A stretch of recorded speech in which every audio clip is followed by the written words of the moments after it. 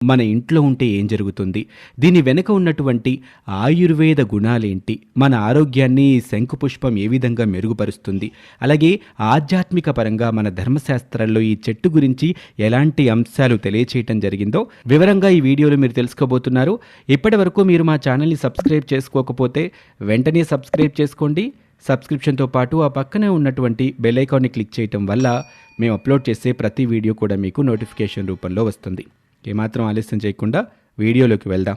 ఈ శంఖ పుష్పం పుష్పించే మొక్కల్లో ఫ్యాబిసీ కుటుంబానికి చెందిన తీగజాతి మొక్కే ఇది. వీటిని సంస్కృతంలో గిరికర్ణిక అంటారు. విష్ణుక్రాంత వృక్షానికి చెందిందే ఈ శంకు పుష్ప చెట్టు. వినాయక చవితి రోజున చేసుకునే వరసిద్ధి వినాయక ఏకవింశతి పత్రి పూజా కార్యక్రమంలో కూడా ఈ ఆకు పదవదిగా ఉపయోగిస్తూ ఉంటారు. ఈ మొక్కలు ఆసియా ఖండానికి చెందినటువంటివి. ఆ తర్వాత ఇప్పుడు ఇవి ప్రపంచమంతా